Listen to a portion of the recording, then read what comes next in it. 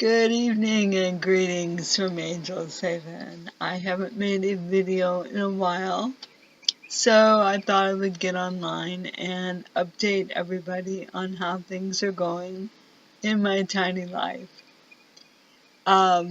First of all, for anyone that has not subscribed to my channel yet, I would ask that you do so just so that I can keep track of who's watching my videos and maybe get your input into how they can be better. I'm still really enjoying Tiny Life. I haven't really solved any of the problems that I've talked about in my other videos. I still have seating issues. I haven't fixed the sink, which was not properly made by the builder. I have not put a vent fan in the bathroom. But I am adjusting to life in Angel's Haven, working around all the little foibles that it has. I have learned a lot about construction.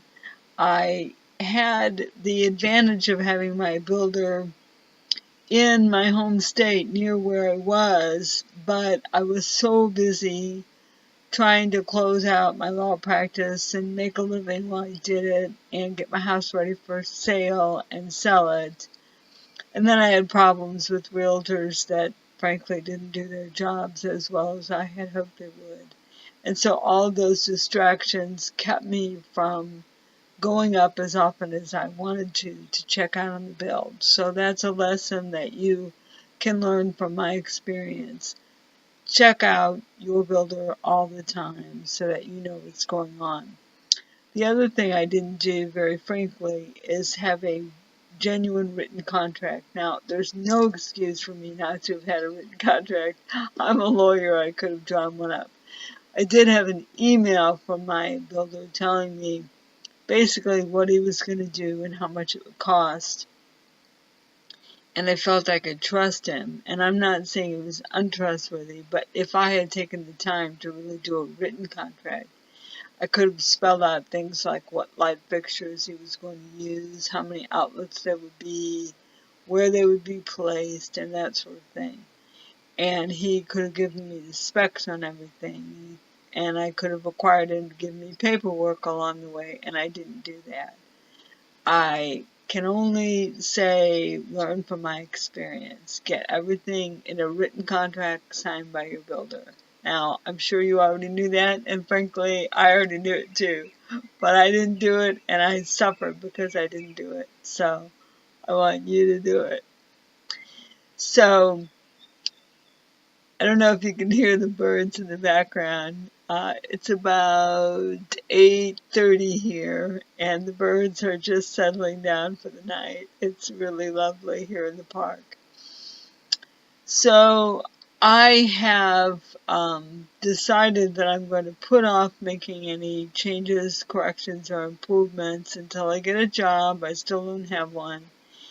But the first thing I'm going to do when I get a job and feel that I can spend the money is put in a fan in the bathroom. That should have been done as part of the build. It wasn't. And I really think it's important because of the moisture that's in the bathroom. Now, I'm quite comfortable without any kind of air conditioning. We've had a couple of days that are 100 degrees. I will say that Angel's Haven is very well insulated. I bring the cool air in the morning, and then it stays cool pretty much all day.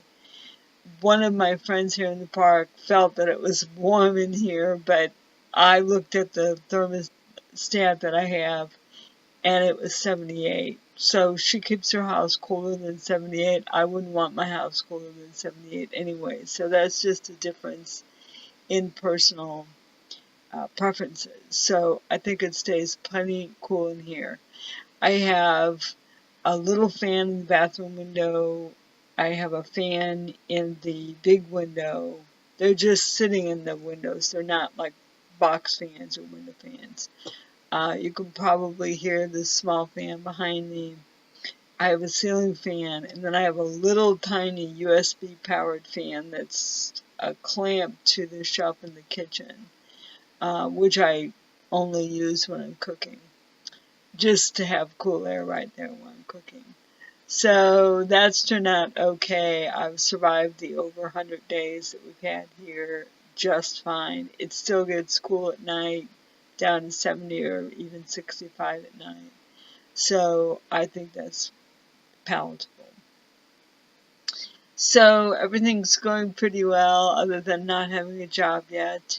And I still really like living tiny, and I still recommend it to anybody who wants to be more minimalist in their life. I'm trying to think. There is a new tiny house in the park. So we have about 6 now. And I hear there's another one coming in, but I haven't heard when. The goal is to have tiny houses all on G Row, which is the row in which I live.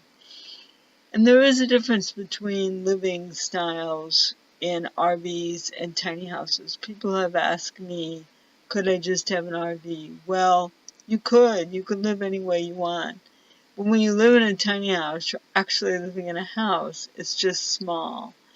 I go in RVs and they have a lot of room and they're very comfortable, but to me, to my preference, they don't feel like a house. So that's the difference. It might not make a difference to you, but for my way of living, I like something that's more like a house, an actual house. It's just the way I feel about it. So that's an update from me. Please leave a comment in the comment section and tell me how you all are doing, and subscribe to my channel. And in the next few days, I will try to do a substantive video on some area of tiny living that I haven't covered in other videos. So thanks for spending a minute of my tiny life with me, and I'll see you next time.